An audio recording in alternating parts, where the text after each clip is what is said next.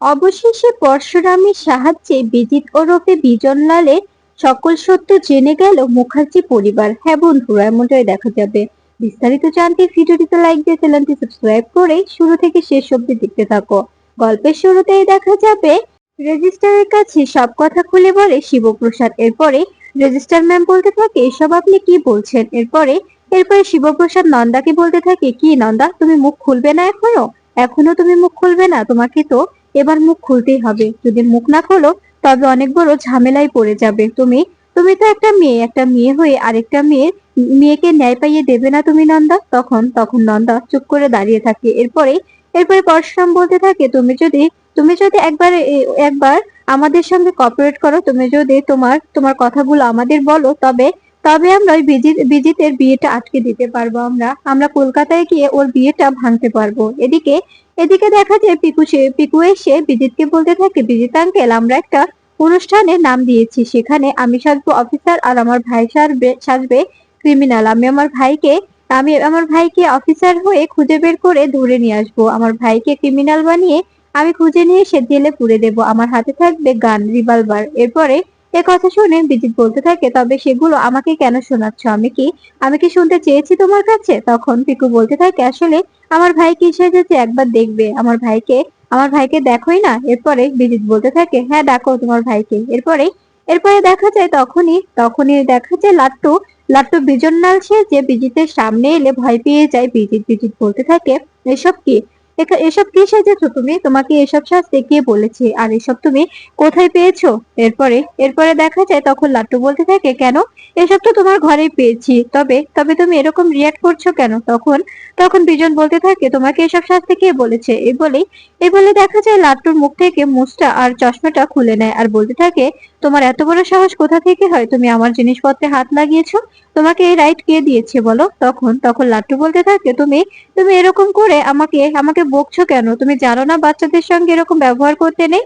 ঠিক তখনই সেখানে আসে দীপালি এসে বলতে থাকে, কি ব্যাপার বিজিত, তুমি ওদের সঙ্গে এরকম ব্যবহার করছো কেন? কি হয়েছে? তখন তখন বিজিত বলতে থাকে, আপনার নাতি নাতনিদের সাবধানে রাখবেন, ওদের ওদের সামলে রাখুন। যখন তখন আমার ঘরে ঢুকে যাচ্ছে, আমার জিনিসপত্র ধরছে, আমার জিনিসপত্র নিচ্ছে, এগুলো এগুলো কিন্তু আমার মোটেও পছন্দ না। আমার জিনিসপত্রে যেন আপনার নাতিরা হাত না দেয়। তখন আয়ুষীকে ডাকতে থাকে বিজিত। এরপরে আয়ুষী এসে বলতে থাকে, কি হয়েছে বিজিত, এত চিৎকার চেঁচামেচি করছো কেন? তখন বিজিত বলতে থাকে, তোমার এই দুজন দুজন বোনপো আর বোনজিকে বলে দেবে আমার ঘরে যেন যখন তখন না আসে। আমার ঘরে যেন ওরা ওরা কিছুতেই ঢুকতে না পারে। আর ওরা যদি বাড়িতে থাকে তবে কিন্তু তোমার সঙ্গে আমার বিয়েটা হবে কিনা আমি বলতে পারছি না। বিয়েটা কিন্তু আমি ভেঙে দিতে বাধ্য হব। তখন তখন এই কথা শুনে আয়ুষী বলতে থাকে, কেন, তুমি এসব কি বলছো? তখন বিজিত বলতে থাকে, ওরা ওরা না বলে আমার জিনিসপত্রে হাত দিচ্ছে। তখন আয়ুষী বলতে থাকে, কি ব্যাপার লাট্টু পিকু, তোমরা জানো না যে না বলে কারো জিনিসে হাত দিতে নেই, কারো জিনিসপত্র ধরতে নেই? তারপরেও কেন তুমি তোমার আঙ্কেলের জিনিসে হাত দিয়েছো বলো? তখনই দেখা যায় লাট্টু বলতে থাকে, কেন, আমরা তো ভেবেছিলাম ওটা হয়তো বিজেত আঙ্কেলের খেলনা, তাই তো আমরা নিয়ে খেলছিলাম। তখনই আয়ুষী মুচটা নিয়ে অবাক হয়ে যায় আর বলতে থাকে, কি ব্যাপার বিজিত, এসব নিয়ে তুমি কি করছিলে? এসবে এসবে তোমার কাজ কি? তখন বিজিত ভয় পেয়ে যায় আর আমতা আমতা করতে থাকে। তখনই দীপালি বলতে থাকে, আমি তো সেটাই বলছি, তুমি তুমি এসব দিয়ে কি করছিলে? একটা নকল চশমা, নকল গোপ, এসবের মানে কি? তোমার কি কোনো অন্য পরিচয় আছে? তখন দেখা যায় বিজিত লাট্টুকে থাপ্পড় মারতে যাবে। ঠিক তখনই দেখা যায় দীপালি বিজিতের হাত ধরে ফেলে আর বলতে থাকে, হাতটা তুমি যদি আর একবার ওদের গায়ে হাত তুলতে চাও না, ওদের বাবাকে জানো পরশুরাম তোমার হাতটা ভেঙে গুড়িয়ে দেবে, কথাটা মাথায় রাখবে। তখন আয়ুষী বলতে থাকে, তুমি কিন্তু এভাবে ওর সঙ্গে কথা বলতে পারো না মামুনি। তুমি এভাবে কেন কথা বলছো ওর সঙ্গে? তুমি কি ভুলে যাচ্ছ যে ও আমার হাজবেন্ড? তখন তখন দেখা যায় এ কথা শুনে তখনই দীপালি বলতে থাকে, আয়ুষী, তুই ভুলে যাচ্ছিস যে এখনো এখনো ও তোর হাজবেন্ড হয়নি। এখনো ওকে তুই হাজবেন্ড হিসাবে পাসনি। এখনো তোদের বিয়েটা হয়নি। তুই যেভাবে বলছিস মনে হচ্ছে তোদের বিয়েটা হয়ে গেছে, এখনো কিন্তু বিয়েটা হয়নি। ও এক্ষুনি কি বললো যে ও ও বিয়েটা ভেঙে দিতেও পারে। ওর কথায় তুই কিছু বুঝতে পেরেছিস? ও কেমন ছেলে যে তোর বিয়েটা ভাঙতে চাইছে? তুই তো জানিস যে ও তোকে ভালোবাসে। যদি ভালোই বাসে তবে শুধুমাত্র এই বাচ্চা দুটোর জন্য তোকে তোকে তোর বিয়েটা ভেঙে দেবে, এমন কথা কেউ বলতে পারতো বল? তখন আয়ুষী বলতে থাকে, তুমি তুমি এসব নিয়ে ভাববে না, তোমাকে এসব কিছু ভাবতে হবে না। তুমি তুমি নিজেরটা নিজে বোঝো। এরপরে লাট্টু ও পিকু বাইরে এসে শিবপ্রসাদকে ফোন করে। তখন পিকু বলতে থাকে, পা তুমি যেভাবে বলেছিলে ঠিক সেভাবেই কাজগুলো হয়েছে, কিন্তু বিজিত আঙ্কেল অনেক ভয় পেয়ে গেছিল। বিজিত আঙ্কেল ভয় পেয়ে কেমন কেমন আমাদের সঙ্গে ব্যবহার করলো। তখন এই কথা শুনে শিবপ্রসাদ বলতে থাকে, কেমন ভয় পেলো তোমাদের বিজিত আঙ্কেল? ও কি ওর ধারণ শক্তি দেখে বুঝতে পারলে যে ও এই গোপের মালিক? তখন তখন লাট্টু বলতে থাকে, হ্যাঁ পা, একদম একদম আমার মনে হলো যে বিজিত আঙ্কেলই ওই বিজন্নাল আঙ্কেল। তখন তখন এ কথা শুনে শিবপ্রসাদ বলতে থাকে, ঠিক আছে, তবে তবে তোমরা চিন্তা করো না, তোমরা থাকো, তোমাদের পা খুব শীঘ্রই আসছে ওই বিজিত আঙ্কেলকে ধরতে, ওকে পানিশ করতে, ঠিক আছে? এ বলে ফোনটা কেটে দেয়। এদিকে এদিকে দেখা যায় আরাধ্যিয়া, কবির ও কর্ণ চ্যাটার্জি বসে চা খাচ্ছে। তখন তখন কবির বলতে থাকে, ড্যাড, এসব এসব কি ঠিকঠাক ভাবে হবে বলো? ঠিক তখনই সিকিউরিটি এসে বলতে থাকে, স্যার, সুধারানী দাস এসেছে। এ কথা শুনে তখনই কর্ণ চ্যাটার্জি বলতে থাকে, তবে ওনাকে ভিতরে পাঠিয়ে দাও। এরপরে দেখা যায় সুধারানী ভেতরে এলে তখনই কর্ণ চ্যাটার্জি বলতে থাকে, আপনার সঙ্গে আমি আমি কলেজে একজন মহিলাকে দেখেছি। তিনি কোনো আয়াও নয়, আর ওই স্কুলের কোনো শিক্ষকও নয়। তবে তবে উনি কে? ওনার পরিচয়টা কি? আপনি ওনার সঙ্গে কি কথা বলছিলেন? তখন সুধারানী ভয় পেয়ে যায়, আর কোনো কথা বলতে থাকে না। সুধারানী বলতে থাকে, কোথায়? আমি এসবের কিছুই জানি না, আপনি ভুলভাল বলছেন। তখন তখন কর্ণ চ্যাটার্জি বলতে থাকে, আমি যে ভুল বলছি না, আমি যে ভুল বকছি না, সেটা তুমি খুব ভালো করেই জানো সুধা, তাই সবটা সবটা খুলে বলো, তা না হলে কিন্তু ভালো হবে না। আমাদের কাছে কিন্তু সব প্রমাণ আছে। কই আরাধ্যা, ফোনটা দাও দেখি। এরপরে আরাধ্যা ফোনে ছবি বের করে দিলে তখন কর্ণ চ্যাটার্জি বলতে থাকে, এই দেখুন এখানে এখানে স্পষ্ট দেখা যাচ্ছে। আপনি হয়তো জানেন না যে আমরা আমরা পুরো কলেজটাতে সিসিটিভি ক্যামেরা লাগিয়ে দিয়েছি, যাতে যাতে কোনো রকম মিস্টারেজ না হয়, কোনো রকম কোনো ঝামেলা না হয়, তার কারণেই সিসিটিভি ক্যামেরা লাগিয়ে দেওয়া হয়েছে। আর আপনি আপনি আমার চোখে ধুলো দিচ্ছেন? আমাকে আমাকে সত্যি করে বলুন, আপনি কার সঙ্গে কথা বলছিলেন ওখানে? আর ওই মহিলাটি কে? ওই মহিলাটি আপনাকে কি বলছিল? তখন এই সুধারানী বলতে থাকে, ওই মহিলাটি বলছিল যে আমি ওই পিকুর খাবারের বাটি থেকে খাবারগুলো সরিয়ে নেশার দ্রব্যটা রেখেছিলাম কিনা, এটুকুই। তখন এ কথা শুনে কর্ণ চ্যাটার্জি বলতে থাকে, সেটাই তো বলছি, সেই মহিলাটি কে? তখন তখন সুধারানী বলতে থাকে, আমি জানি না, উনি উনি মুখে মাস্ক পরেছিলেন, তাই আমি বুঝতে পারিনি উনি কে। তখন তখন এ কথা শুনে সৌরভ এসে বলতে থাকে, আপনি মিথ্যে বলছেন, কারণ কারণ আপনি মিথ্যে বলছেন। আপনাকে আপনাকে ওই স্কুলের সামনে যে ডাস্টবিনটা, ঠিক ওখানে ওই মহিলাটার সঙ্গে আবার কথা বলতে দেখা গেছে। ওখানে ওখানে আরো কজন লোক ছিল, ওরা কারা বলুন? ওরা ওরা কে? আর আপনাকে কি বলছিল? আপনি আপনি খুব ভালো করে চেনেন মহিলাটিকে, না চিনলে এভাবে এভাবে বাইরে দাঁড়িয়ে দাঁড়িয়ে কথা বলতেন না। তখনই কাবির রিভলভার বের করে সুধারানীর মাথায় ধরে বলতে থাকে, সত্যিটা বলবে নাকি এখানে শুট করে দেব? এখনো এখনো সময় আছে, সত্যিটা বলে দাও, তা না হলে কিন্তু এখানে একদম শুট করে ফেলে দেব। জানো না কত বড় একটা খেলা হচ্ছে এখানে এখানে এই খেলার মাঝখানে যদি তুমি আসো না, অনেক বড় ঝামেলায় পড়ে যাবে। ঠিক তখনই তখনই আরাধ্যা বলতে থাকে, প্লিজ কাবির, তুমি এসবের মধ্যে যেও না। এরকম করে কি হবে বলো? সবটা সবটা ওনাকে ওনাকে ঠান্ডা মাথায় বলতে দাও। যদি যদি উনি ঠান্ডা মাথায় সবটা বলে তবেই তো হয়। তবে তবে এভাবে ভয় দেখানোর কি আছে? তখনই আরাধ্যা বলতে থাকে, প্লিজ আপনি যা যা জানেন সবটা বলে দিন, তা না হলে বুঝতেই তো পারছেন অনেক ঝামেলায় পড়ে যাবেন। তাই আপনি এখনো সময় আছে, সত্যিটা সবকিছু বলে দিন। এরপরে কর্ণ চ্যাটার্জি সৌরভকে বলতে থাকে, শোনো সৌরভ, আমার কেমন যেন মনে হচ্ছে সবকিছুর মধ্যে মিস্টেরিয়াস আছে। ঠিক তখনই আরাধ্যা বলতে থাকে, আপনি এতটা ভয় পাচ্ছেন কেন বাবা? আপনি তো ছোট্টি ভাইকে জেলে দেখে এসেছেন, জেলে তো গিয়েছিলেন আপনি, ওখানে তো ছোট্টি ভাই আছে, তাই না? তখনই সৌরভ বলতে থাকে, হ্যাঁ আছে, কিন্তু কিন্তু তার মধ্যেও খটকা লাগছে। কি মিস্টার চ্যাটার্জি? তখন এই কথা শুনে দেখা যায় কর্ণ চ্যাটার্জি রেগে যায় আর বলতে থাকে, মিস্টার চ্যাটার্জি নয়, বলুন বলুন স্যার, স্যার বলে সম্বোধন করুন। মিস্টার কর্ণ চ্যাটার্জিকে কেউ কেউ এভাবে বলে না। আপনি একজন সাধারণ চাকরিজীবী, আর আমি একজন বিজনেসম্যান, তাই স্যার বলে সম্বোধন করতে শিখুন।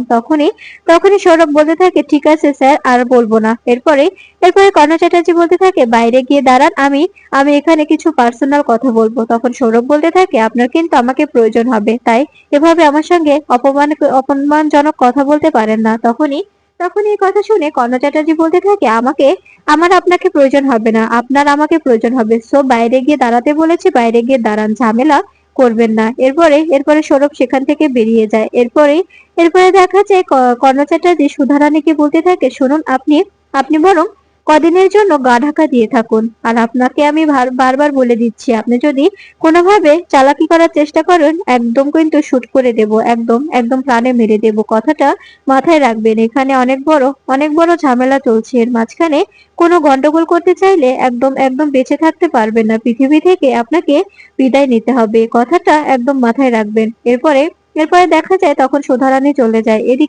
এদিকে তটিনী এসে মহিতোষ বাবুকে বলতে থাকে, আপনি আপনি বুঝতে পারছেন স্যার, কর্ণ চ্যাটার্জি সুধারানীকে নিজের হেফাজতে নিয়ে দিয়েছে। আমাদের যে করে হোক সুধারানীকে আমাদের নিজেদের হেফাজতে নিতে হবে, কারণ আমাদের উইক পয়েন্টস হচ্ছে সুধারানী দাস। উনি আমাদের বেস্ট বেস্ট একজন ইনফর্মার। উনি আমাদের বেস্ট প্রমাণ। ওনার দ্বারাই সবটা প্রমাণ করা যাবে, কারণ ওনাকে দিয়েই সবটা করানো হয়েছিল। আপনি কি বুঝতে পারছেন?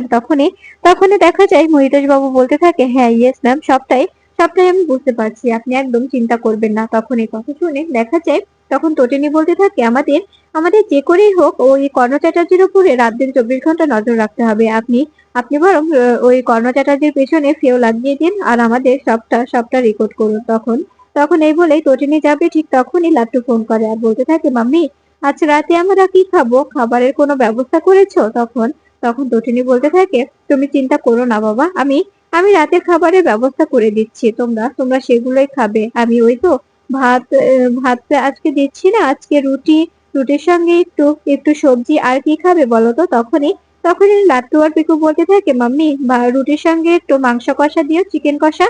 তখন এই কথা শুনে তটিনী বলতে থাকে, ঠিক আছে, পৌঁছে যাবে, চিন্তা করো না। আমি আমি রাতের অন্ধকারে গিয়ে তোমাদের দিয়ে আসবো, কেউ কিছু বুঝতে পারবে না। তোমাদের যখন ফোন করবো এসে এসে নিয়ে যেও, ঠিক আছে? তখন লাট্টু পিকু বলতে থাকে, ঠিক আছে মাম্মি, তুমি চিন্তা করো না, আমরা সময় মতো গিয়ে নিয়ে নেবো, তুমি একদম ভাববে না। আর আমরা একদম স্ট্রং আছি, আমাদের নিয়ে তোমাকে এতটা চিন্তা করার কোনো প্রয়োজন নেই। এই বলে ফোন কেটে দিলে তখন তখন মহিতোষ বাবু বলতে থাকে, সত্যি পরশুরাম ভাগ্য করে আপনার মতো একজন ওয়াইফ পেয়েছে, যার কোনো তুলনা হয় না। তিনি সব দিক থেকেই পারদর্শী, একজন মা হিসাবে, একজন ওয়াইফ হিসাবে, একজন অফিসার হিসাবে সব দিক থেকেই পারদর্শী। তখন তটিনী বলতে থাকে, না আপনি ভুল বললেন, আমি আমি ভাগ্যবতী, তাই আমি শিবপ্রসাদ গাঙ্গুলির মতো একজন একজন বিশ্বস্ত হাজবেন্ড পেয়েছি। তখন এদিকে দেখা যায় নন্দিনী নিচে এসে বিজিতকে ডাকতে থাকে। তখনই জিৎ এসে বলতে থাকে, কি হয়েছে নন্দিনী, এতটা হন্তদন্ত হয়ে বিজিতকে ডাকছিস কেন? কোনো কি সমস্যা? তখনই নন্দিনী বলতে থাকে, আসলে কাকাই একটা বিয়ের কার্ড এসেছে, কিন্তু কার্ডের নাম লেখা আছে কার জানো? তখন এ কথা শুনে জিৎ বলতে থাকে, কার নাম লেখা আছে বল? তখনই নন্দিনী অবাক হয়ে শুধু তাকিয়ে থাকে। চুপ করে দাঁড়িয়ে থাকলে তখন তখন দেখা যায় জিৎ বলতে থাকে, কি হলো নন্দিনী, কথা বলছিস না যে, কথা বল। তখনই দেখা যায় নন্দিনী বলতে থাকে, আমি যদি আমি যদি এই নামটা বলি তোমাদের সবার পায়ের নিচ থেকে মাটি সরে যাবে, তাই আমি চাচ্ছি না তোমাদের সামনে এই কথাগুলো বলতে। তখন দেখা যায় আয়ুষী এসে বলতে থাকে, কেন কেন কি হয়েছে আমাদের বল, আমাদের বললে কি হবে? আমরা সবাই মিলে জানতে চাই কি হয়েছে, যেটা যেটা শুনলে আমাদের পায়ের নিচ থেকে মাটি সরে যাবে। তখন এ কথা শুনে কৃপণা বলতে থাকে, তাই তো নন্দিনী, সবটা বল, কি হয়েছে, আমাদের আমাদের থেকে কেন লুকোচ্ছিস? তখনই প্রার্থনা বলতে থাকে, শোন শোন বড়দি ভাই, এভাবে এভাবে কিন্তু কিছু লুকোতে পারিস না আমাদের থেকে। কি হয়েছে সবটা বল, আমরা আমরা নিশ্চিন্তে থাকতে পারি।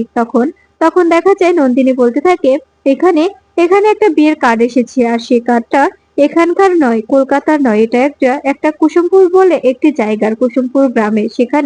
সেখানেই বিয়ে। আর আশ্চর্যজনক ভাবে সেই বিয়েটা হচ্ছে আয়ুষের যেদিন আয়ুষের বিয়ে ঠিক করা হয়েছে, যে লগ্নে বিয়ে ঠিক করা হয়েছে, ঠিক সেই লগ্নে সেদিনই বিয়ে। ব্যাপারটা কেমন কাকতালীয় নয়? আর বরের নামটা শুনলে তোমরা সবাই অবাক হয়ে যাবে। তখন এ কথা শুনে দেখা যায় সবাই মিলে বলতে থাকে, কে বরের নাম কি বলো তো? তখনই বিজিতা এসে বলতে থাকে, কি ব্যাপার বদ্দি ভাই, আমাকে ডাকছেন কেন, কি হয়েছে, কোনো সমস্যা?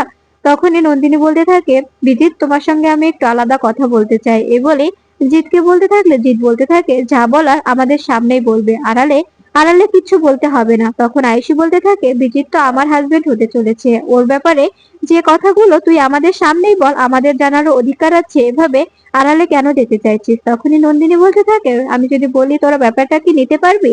তখনই আয়ুষী বলতে থাকে, হ্যাঁ নিতে পারবো, বল কি হয়েছে?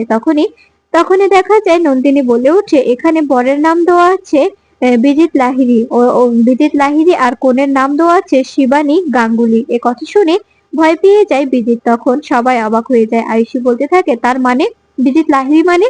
তখনই দেখা যায় নন্দিনী বলতে থাকে, এটাই তো আমি বুঝতে পারছি না, এখানে বিজিতের নাম দেওয়া, আবার যেদিন তোর আর বিজিতের বিয়ে ঠিক সেই দিন সে লগ্নে এই বিয়ের নিমন্ত্রণ, আমি তো কিছুই বুঝতে পারছি না, সবকিছু আমার মাথার উপর দিয়ে যাচ্ছে। ঠিক তখনই পরশুরাম ফোন করে জিতকে বলতে থাকে, আজকে আপনি আপনি জানেন না যে যাকে আপনি আপনার মেয়েকে যার সঙ্গে বিয়ে দিচ্ছেন সে কত বড় লম্পট, ওর আগের একটা স্ত্রী আছে আর তার নাম শিবানী। এরপরে দেখা যায় তখনই ভানু ও সবাই মিলে বিজিতকে চেপে ধরলে বিজিত বলতে থাকে, কি করে হতে পারে, শিবানী তো মারা গেছে, শিবানী খুন হয়েছে। এ কথা শুনে সবাই অবাক হয়ে যায়। তখন বিজিত আরো ফেঁসে যায়। বিজিতের কথা শুনে সবাই বিজিতকে চেপে ধরে আর বলতে থাকে, তার মানে শিবানী খুন হয়েছে, তুমি কি করে জানলে, তুমি এসবের কি জানো, বলো বিজিত বলো।